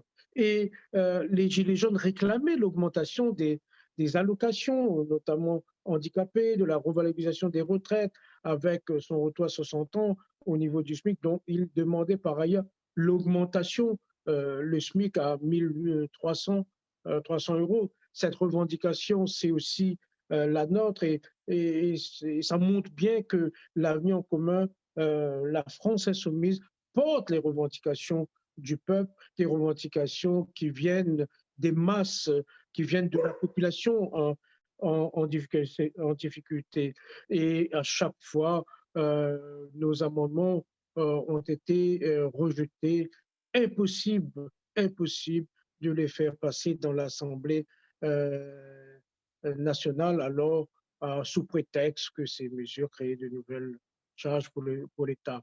Et à partir de là, eh bien, la solution, c'est d'arriver au pouvoir pour que cela change. Il n'y a pas d'autre solution que pour qu'il y ait une vraie lutte contre la pauvreté en France, que la France insoumise arrive au pouvoir, accède au pouvoir pour véritablement mener cette politique de justice sociale, cette politique d'éradication de la pauvreté.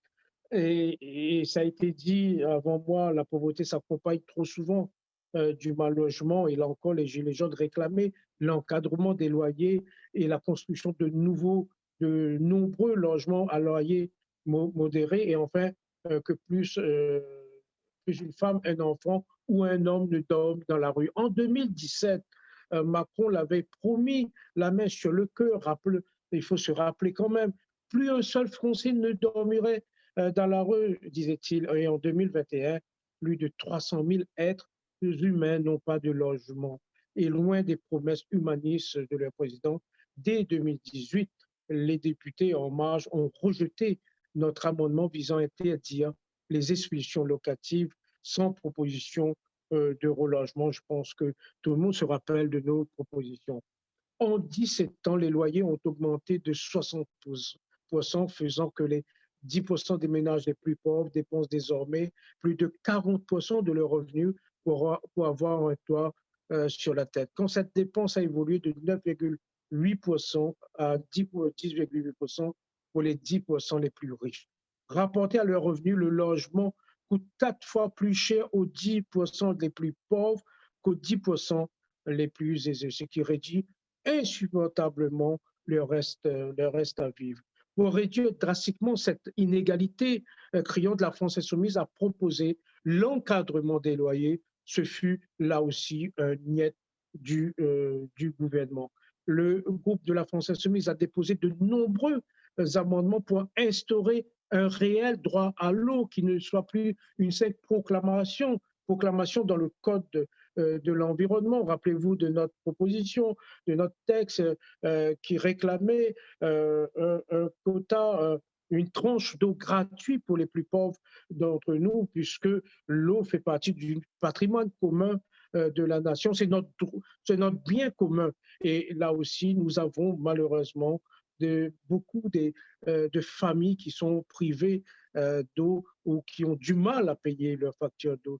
Sa protection, sa mise en valeur, le développement de la ressource utilisable dans le respect des équilibres naturels sont d'intérêt général. Nous avons donc déposé dès fin 2017 plusieurs amendements pour instaurer une taxation différenciée selon les usages, la gratuité ou à minima l'exonération de la TVA pour les premiers mètres cubes d'eau. Là encore, qu'un a été adopté, comme l'a rappelé mon collègue député Bastien Lachaud. La ministre nous avait rejoué la scène du monopole des préoccupations sociales.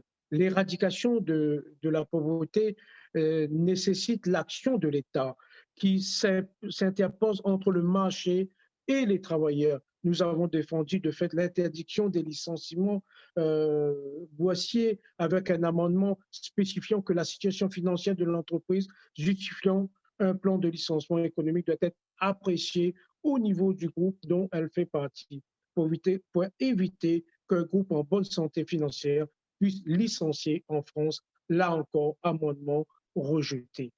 Pour lutter contre les délocalisations qui, dans la course au profit, mènent des patrons sans vergogne à exploiter ailleurs des travailleurs, détruisant l'emploi sur notre territoire, la France insoumise avait proposé la relocalisation des centrales d'appel téléphonique concernant la relation client, là encore, amendement rejeté.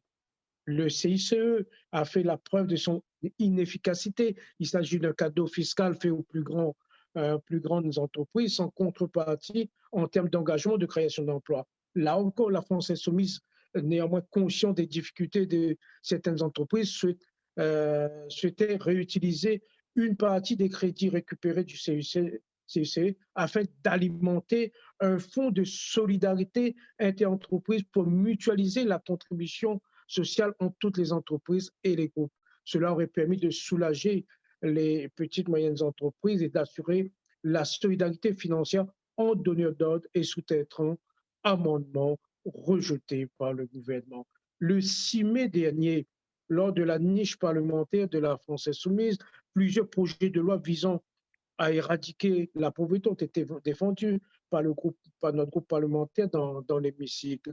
Parmi eux, la garantie d'emploi que j'ai eu l'honneur de défendre avec ma collègue Danielle Obono. Elle s'est acharnée à faire prendre conscience de la nécessité que l'emploi soit mis à l'honneur dans ce pays, qu'il y ait cette garantie d'emploi. Là encore, les parlementaires, le gouvernement, les parlementaires du groupe En Marche ont rejeté en bloc cette proposition de justice sociale et de lutte contre la pauvreté sur notre territoire.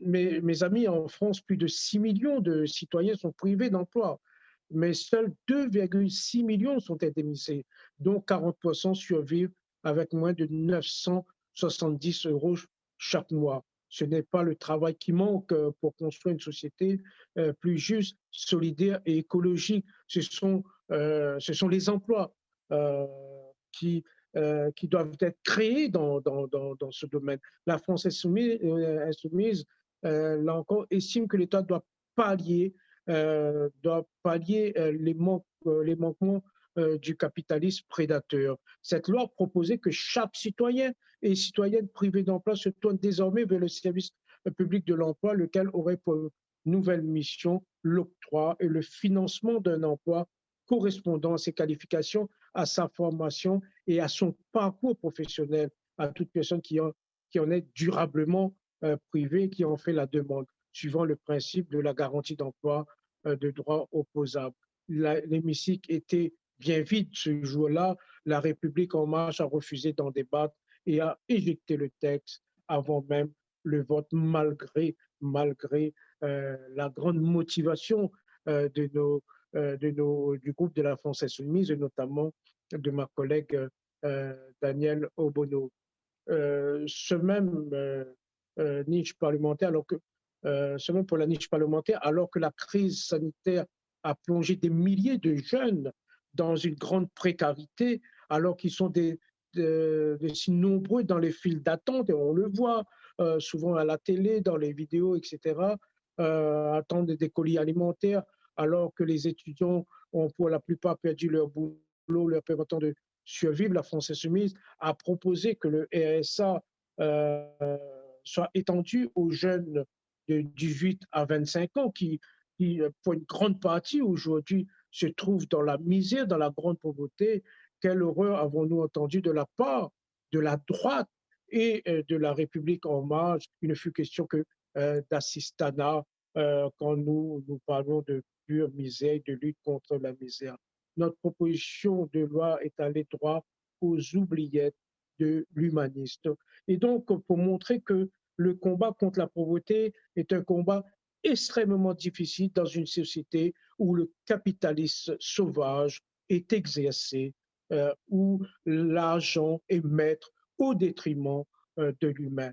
Et en ces temps de crise sanitaire et sociale, alors que Macron n'hésitait pas à utiliser une terminologie guerrière, nous avons proposé que tout comme au temps de la Grande Guerre, les profiteurs de crise soient mis à contribution. Le rapport de l'Observatoire des multinationales sur les corona-profiteurs du CAC 40 a démontré les comportements abjects des grandes entreprises pendant la crise.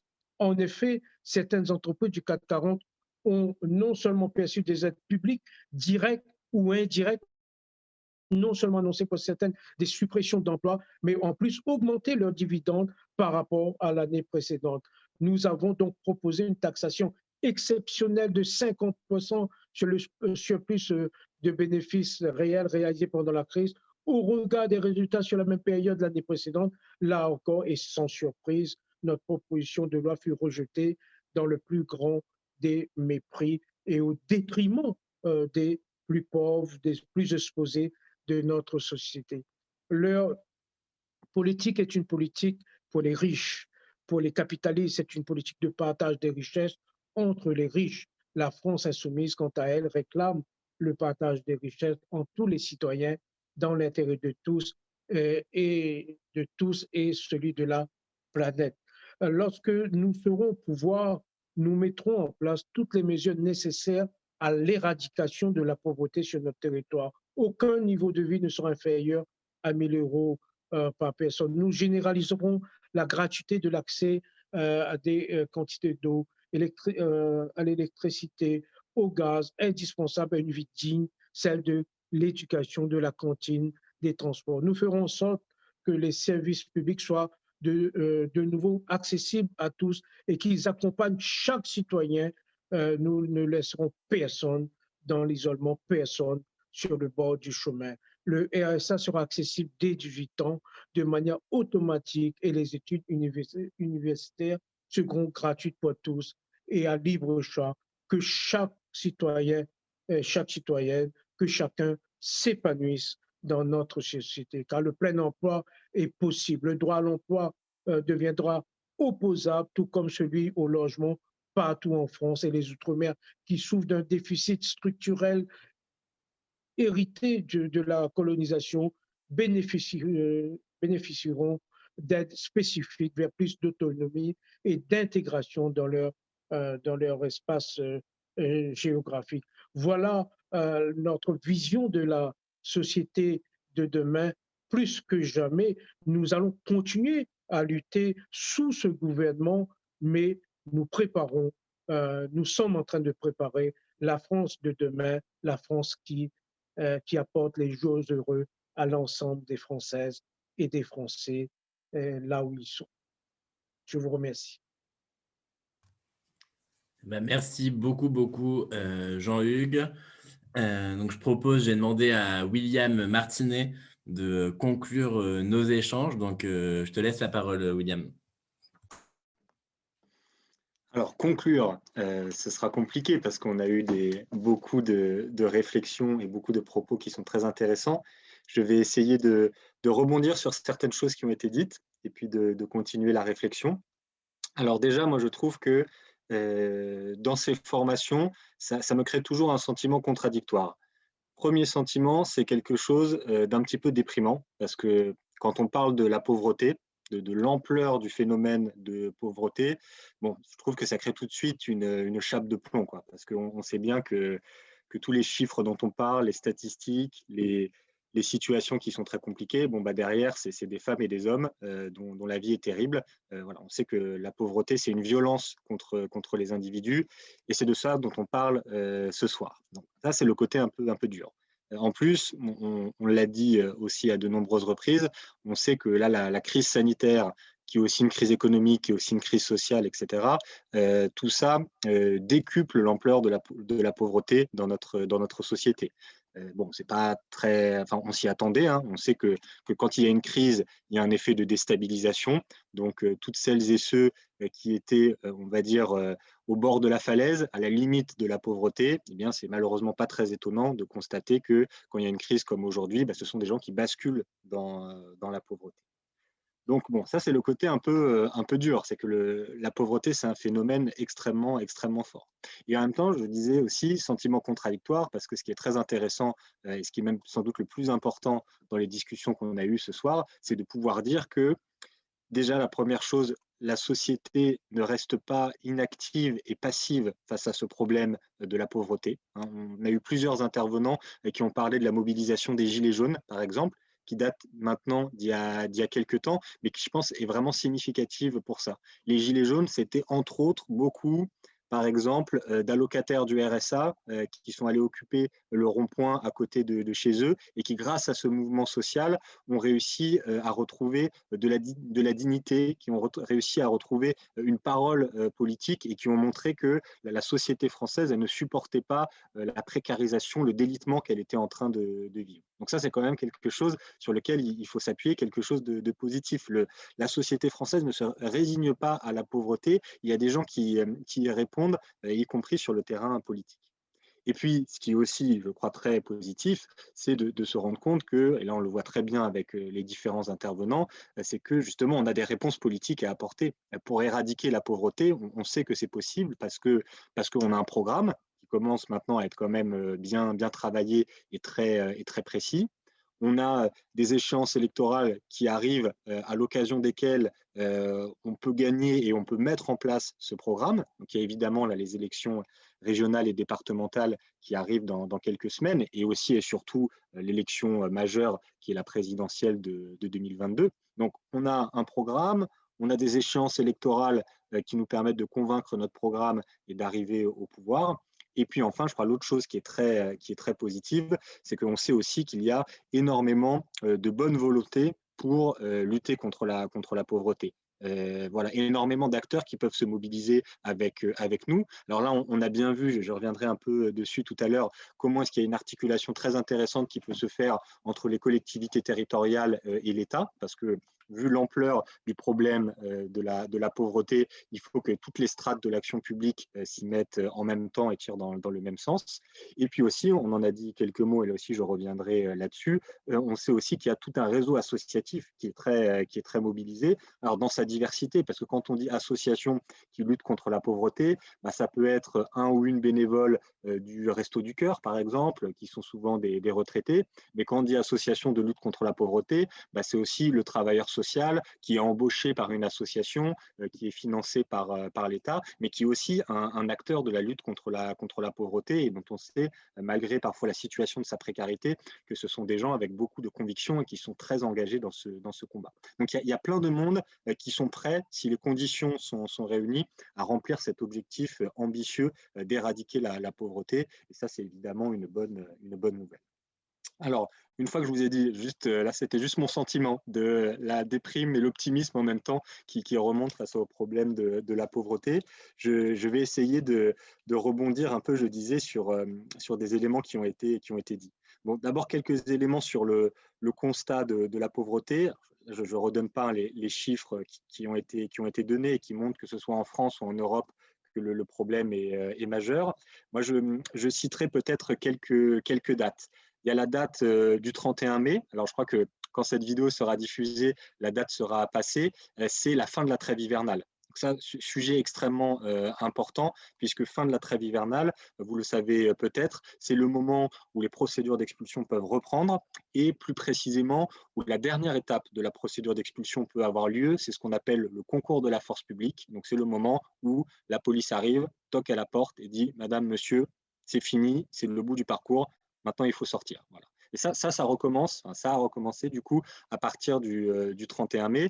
Et on sait que vu la crise qu'on a rencontrée, les procédures d'expulsion ont été engagées, ont été très très nombreuses. Et là, la Fondation Abbé Pierre estime à 30 000 familles à peu près le nombre de personnes qui, à partir du 31 mai, sont menacées d'une expulsion.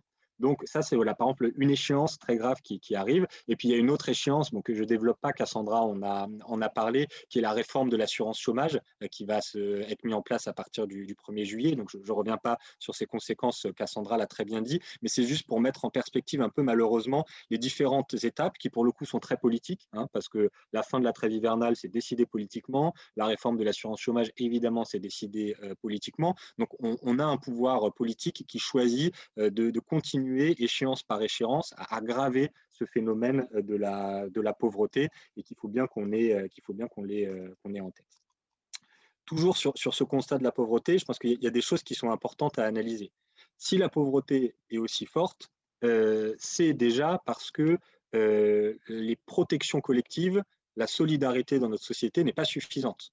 Quelqu'un qui est confronté à la pauvreté, c'est quelqu'un qui non seulement a eu probablement un accident dans la vie, mais surtout qui n'a pas pu bénéficier de la solidarité de la société. Et là c'est évidemment un sujet très, très politique. Et pour ça, moi, je prendrai qu'un seul exemple, la question des auto-entrepreneurs. Vous vous souvenez peut-être encore cette époque de la campagne présidentielle de 2017, d'Emmanuel Macron qui paraissait un président moderne, novateur, etc.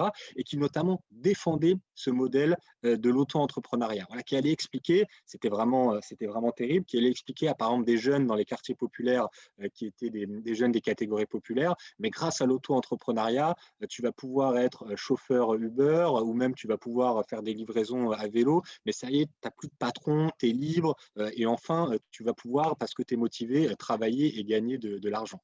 Là, ce qui est terrible, c'est de voir que ces auto-entrepreneurs dont Macron parlait là, en 2017 en vantant ce modèle, aujourd'hui, c'est notamment ceux qui font la queue devant les associations d'aide alimentaire. Parce que auto-entrepreneurs, déjà, en temps normal, on gagne mal sa vie, tout ça, évidemment, c'est du pipeau, l'histoire de on n'a pas de patron, on est libre, tout ça, c'est déjà du pipeau en temps normal. Mais quand c'est la crise et que du coup, on ne peut plus faire tourner l'auto-entreprise, il y a zéro protection collective, aucune protection qui est celle du salariat notamment, on n'a rien du tout. Et donc ça, c'est aussi la pauvreté qui ressurgit en période de crise aujourd'hui, c'est malheureusement aussi les conséquences de l'affaiblissement des protections collectives de ces dernières années et du modèle libéral qu'on nous a vendu où voilà, chacun est indépendant, chacun avec sa bonne volonté pour s'en sortir. Non, quand c'est chacun pour soi, en fait, quand c'est chacun pour soi et que c'est la crise, malheureusement, ça va très mal et c'est ce qu'on rencontre aujourd'hui. Toujours dans l'explication de cette pauvreté, là aussi ça a été dit, Jean-Hugues, on a beaucoup parlé. Ne jamais oublier que s'il y a de la pauvreté, c'est parce qu'il y a de la concentration des richesses de l'autre côté du bord de la société et que ces phénomènes sont impossibles à dissocier. Et c'est d'ailleurs tellement frappant de voir comment, là, pendant la crise aujourd'hui, on a non seulement l'augmentation de la pauvreté avec les chiffres qu'on a donnés, voilà, on va avoir 10 millions de pauvres en France, mais pendant cette même période, les richesses ont continué à s'accumuler et à se concentrer de l'autre côté du spectre. Là, le dernier rapport d'Oxfam, justement sur cette question des profiteurs de crise, qui nous disait qu'en France, on a certains records, notamment le fait d'avoir 38 milliardaires, c'est pas mal, et que surtout ces 38 milliardaires, depuis un an, donc pile poil la période de la crise sanitaire, ils ont vu leur richesse, leur fortune augmenter de 40%. Voilà, donc tout ça, encore une fois, montre que s'il y a des pauvres, c'est parce qu'il y a des très riches et que la question de la répartition des richesses, de comment on récupère cet argent des très riches pour les répartir dans la société, elle est évidemment fondamentale. Et donc, d'où les propositions de réforme fiscale dont a parlé Jean-Hugues, d'augmentation des salaires, enfin bref, tous les outils de répartition des richesses sont évidemment un excellent outil de lutte contre la pauvreté. Alors justement, pour ce qui est des outils de lutte contre la pauvreté, je disais tout à l'heure, on a un programme qui commence maintenant à être vraiment bien construit parce qu'on y a tous travaillé sérieusement. Un programme qu'il faut voir à mon avis de deux façons. Il y a finalement toutes les principales mesures qu'on va prendre et qui vont permettre de lutter contre la pauvreté, ce n'est pas celles qui sont tant inscrites dans le livret éradiquer la pauvreté, c'est en fait les autres mesures structurelles dans la société, celles pour un emploi digne, celles pour un logement décent pour tous, celles pour un droit à la santé. En fait, ces questions fondamentales qui sont celles qui protègent de la pauvreté. Parce que par exemple, si on prend le terrain de l'emploi, si on a une assurance chômage qui fait bien de son travail et qui indemnise bien les gens, si on a une garantie d'emploi, Jean-Hugues parlait de cette proposition de loi, alors qui a été refusée par les macronistes, mais que nous, on mettra en place évidemment si on arrive au pouvoir. Bref, si ces mesures elles sont mises en place politiquement, évidemment qu'elles protègent de la pauvreté. Et ça, c'est toujours, à mon avis, très important, ce qu'il faut avoir en tête.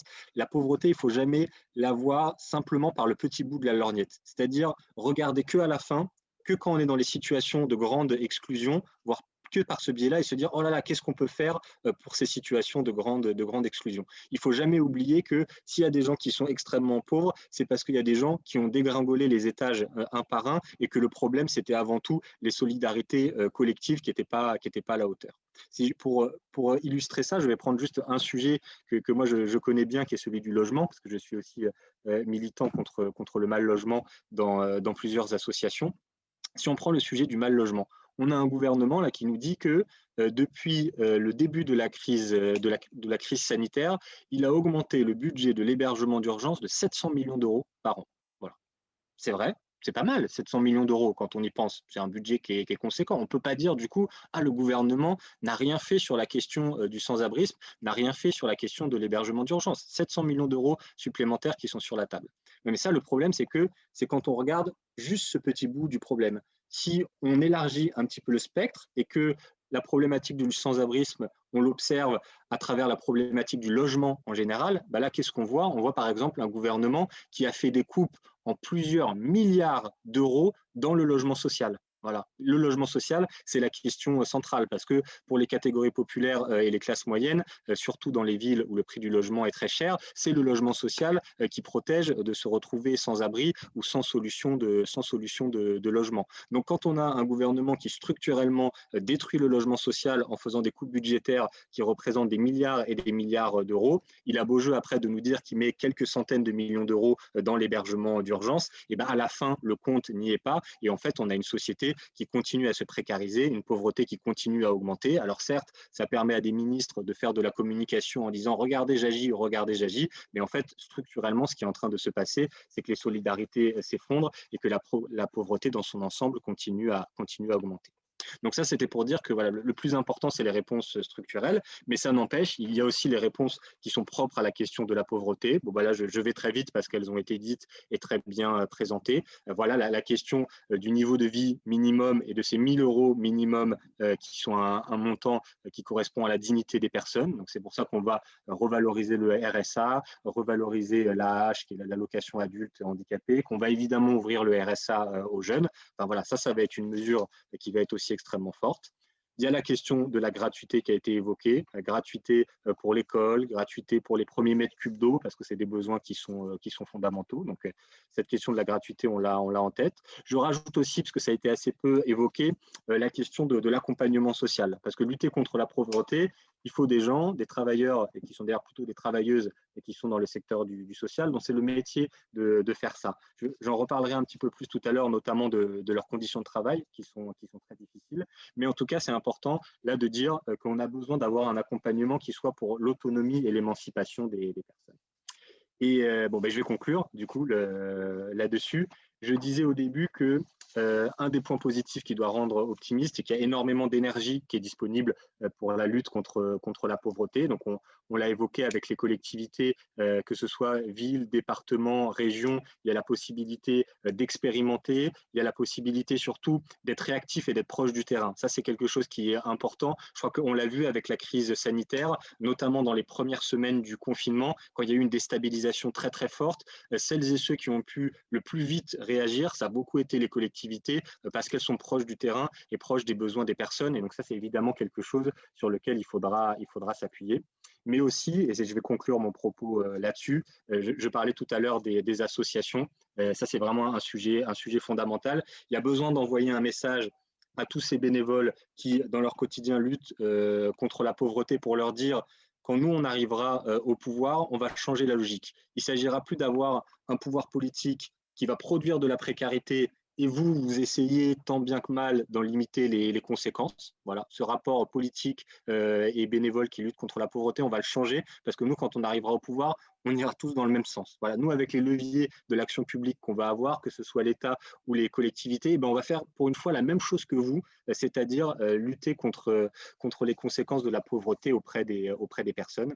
Et puis, je disais aussi, dans les associations, il ne faut pas oublier tous ceux qui bossent dans les associations, parce que, bon, ça, je n'ai pas le temps de développer, mais c'est lié à l'histoire sociale de notre pays, de comment l'État-providence s'est développé, notamment en fait en encadrant, en professionnalisant des associations qui existaient déjà et qui faisaient du caritatif. Et c'est ce qui fait qu'aujourd'hui, en fait, l'essentiel des professionnels de la lutte contre la pauvreté, ce sont des gens qui travaillent dans les associations, mais des gens qui sont extrêmement précarisés. Voilà, vous demandez à un travailleur ou une travailleuse sociale aujourd'hui ses conditions de travail, il est mal payé, c'est des conditions de travail qui sont très dures, il y a une logique managériale qui est en train d'arriver dans les associations et qui est très compliquée. Et ça, c'est aussi des gens à qui il faut qu'on envoie le message pour leur dire la tâche que vous faites de lutter contre la pauvreté, c'est une tâche extrêmement noble et nous, on va faire bouger un petit peu la hiérarchie sociale et notamment en revalorisant votre travail, que ce soit votre salaire, vos conditions de travail, et ça va permettre aussi de montrer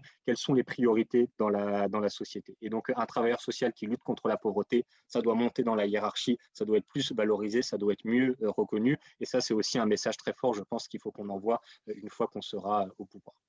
Voilà, je m'arrête là. Merci beaucoup, William. Il est temps de nous quitter. Donc, je vous remercie toutes et tous pour votre écoute. Je remercie également nos intervenants qui ont accepté de enregistrer cette formation en soirée avec des temps de parole relativement contraints par rapport au sujet d'envergure qui leur a été confié.